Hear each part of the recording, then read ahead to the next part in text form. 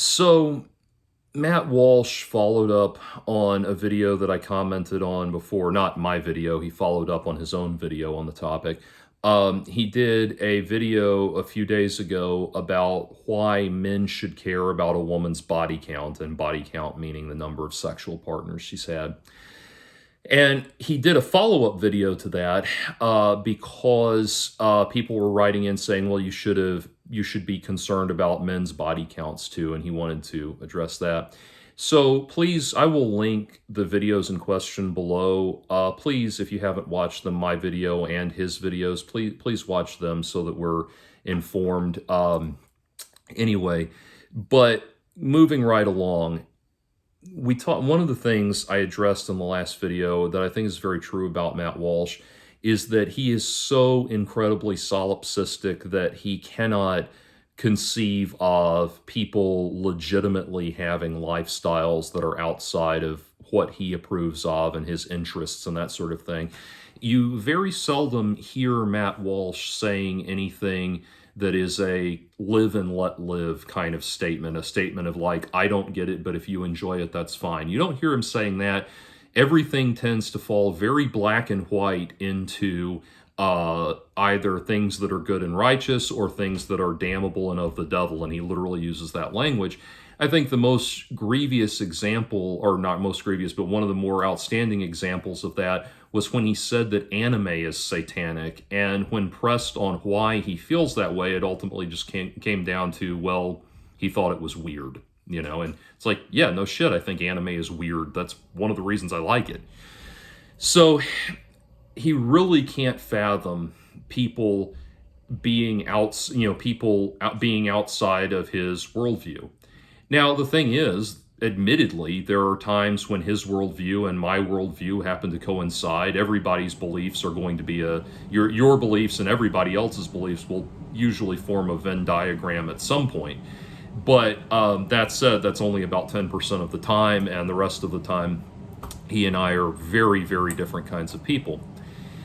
So, in this follow-up video, he presents some new, and he expands upon the ideas of the first video, and one of the things he says is that society has never championed men or exalted men for being sexually promiscuous. Society has never done that. It's only ever been women that are held up as empowered and liberated because they're promiscuous, and he defies us to provide one example of that, and it's like, oh my God, dude, I can provide an example from the first video you made about this, the first commentary you did about this. You played a TikTok video where some douchey guy at a nightclub was going around interviewing women about their body count, and he said to this one woman, have you ever heard the old saying that if a key can open any lock, it's a master key, but if a lock opens for any key, it's a bad lock?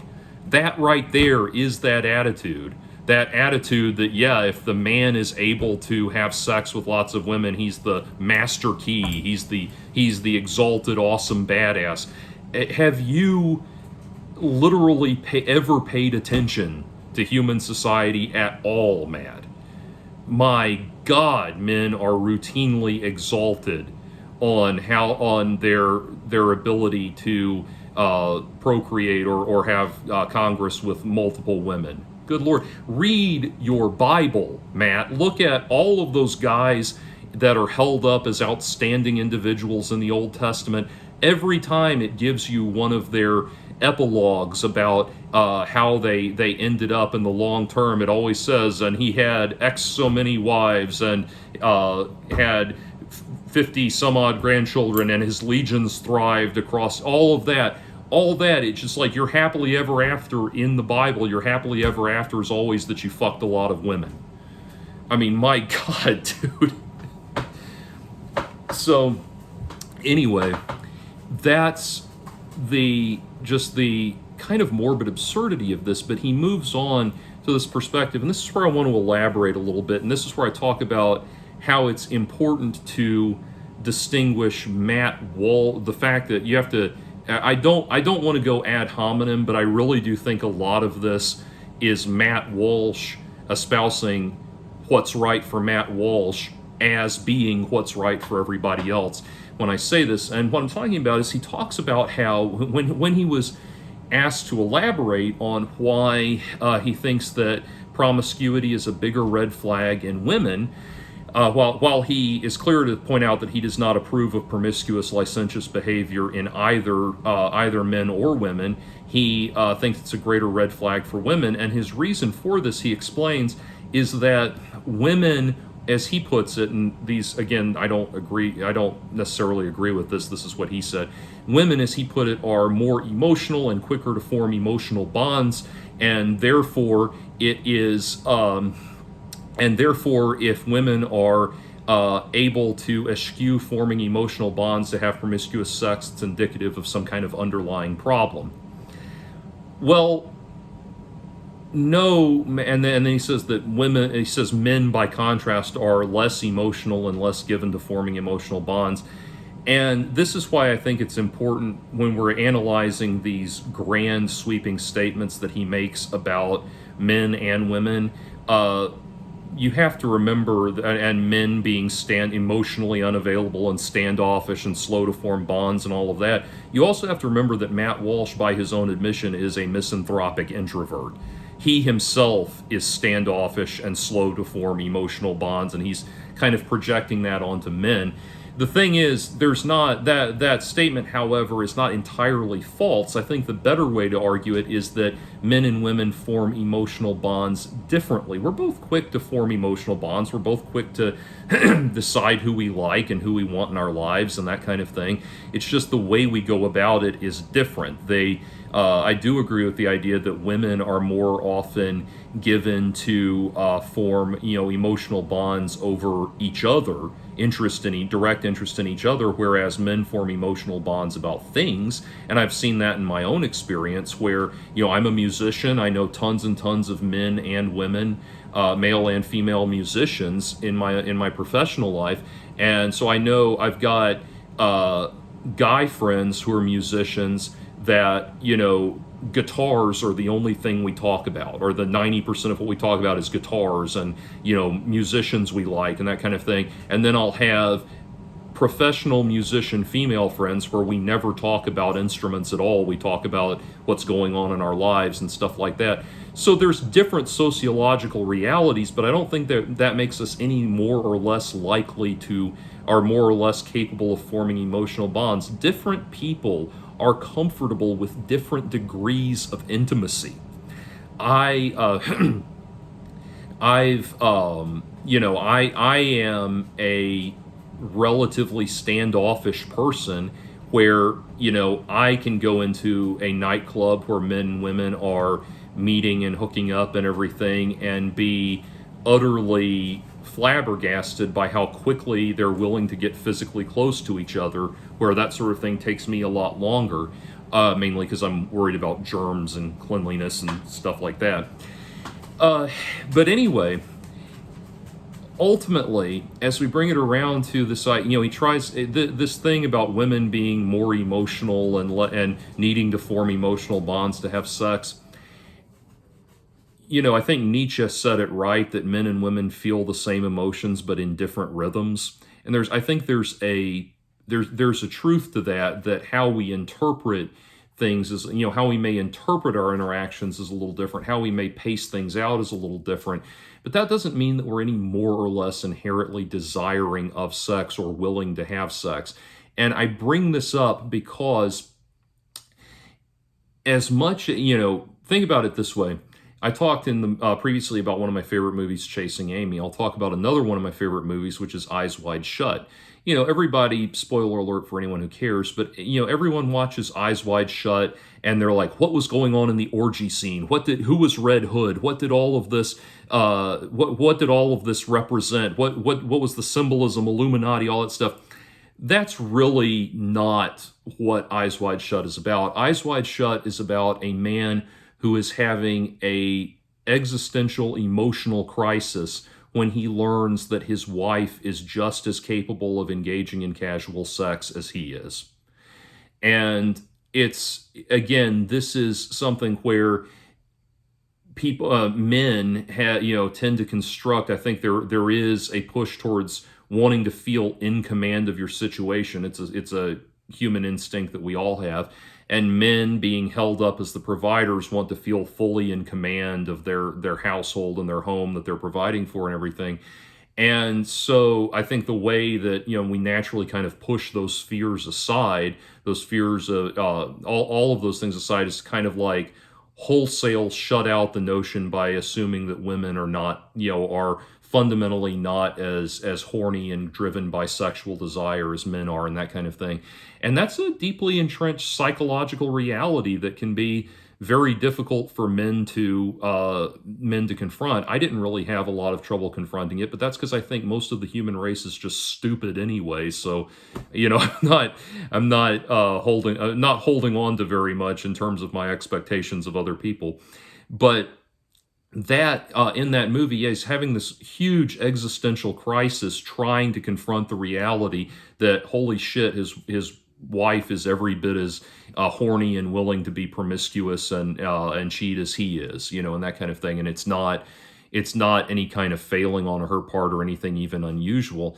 And that comes down to, I think that gets at the heart of, as I talked about the Madonna whore complex and everything in the last video, I feel like that gets at the heart of what's going on here, because it's not, I think it's inappropriate to make direct ad hominem arguments about people's positions. But when you have a situation where Matt Walsh is declaring what's best for everybody, we have to naturally ask the question, well, why does Matt Walsh think that's what's best for everybody? And ultimately, like I said, it comes down to a very solipsistic worldview where he's talking about what's best for Matt Walsh. Now, I can prove that that's what he's talking about by simply pointing out that we have no objective definition for what constitutes a high body count. Is 1 a high body count? Is 5? Is 10? Is 25? I'll tell you something. This was about, I think, 7 or 8 years ago at this point. There's a woman in my life that I was very interested in romantically, and sexually and romantically, obviously. But I was legitimately interested in her as a partner, and she was bisexual, with her greater preference being for women, but she hooked up with too many women for me to think she went strictly clit-ly. So, and she had been with a man like within the last year or so. So I thought, well, there's a window of opportunity here. But anyway, I remember we were talking about body count, and I said, well, how many people have you been with, male and female all total? And she said, about 50. Well, Matt, I can honestly say that didn't really faze me. It didn't bother me. And I'm sure in your mind, if you should hear that, I'm sure in your mind you're chalking me up as some kind of amoral, degenerate, devoid of values and all of that sort of thing, when in reality, all you're saying is that 50 partners makes you uncomfortable. And here's the thing. You would have a better argument if your argument was 50 partners makes me uncomfortable. If you were to say that makes me uncomfortable, that's a reasonable argument. It's reasonable for you to think about what you personally are and are not comfortable with and find somebody who accommodates that.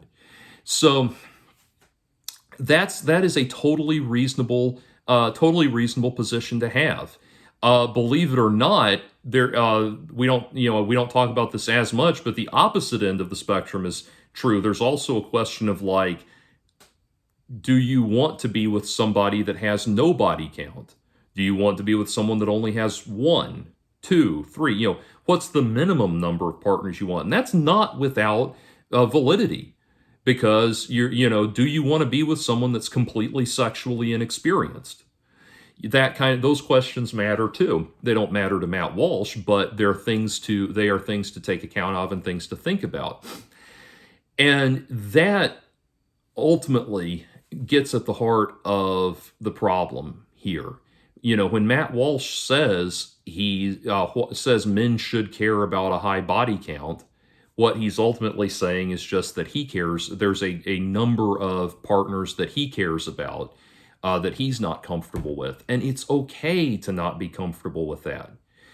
The that's who you are, and you may not be. I am someone who, while I certainly have infinitely more liberal attitudes about sexuality than Matt Walsh does, personally, there's a level of quickness to intimacy that's irksome for me, but it's just because of who I am and how I personally form attachments with people and that sort of thing. It's just what pacing is comfortable for me personally. And that's what we ultimately have to come back to in all of this.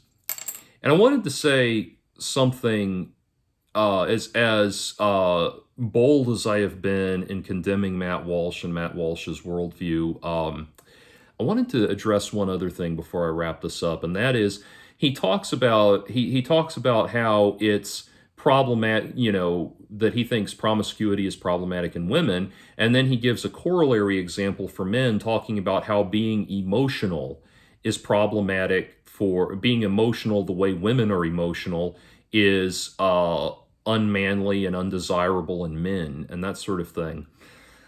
And and he talks about how, for example, there will be women who, just collapse crying, trying to deal with the daily rigors of life and everything. And we accommodate that sort of thing in women, but find it undesirable in men. And that ultimately,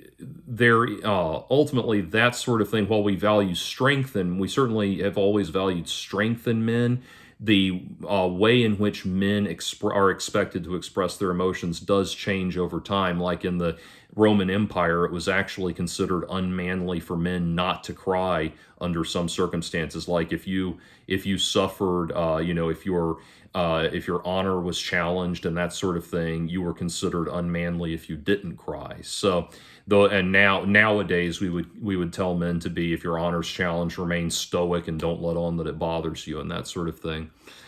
So those standards do change over time, and they vary from culture to culture. But I'll tell you this. One of the reasons, there's always, for everybody at the Daily Wire I don't like, there's reasons that I don't like them. And I've talked about how, Candace Owens and Michael Knowles, I don't like the way in which they gleefully take pleasure in the misery and suffering of others, the way they seem to be in favor of the purge and that kind of thing.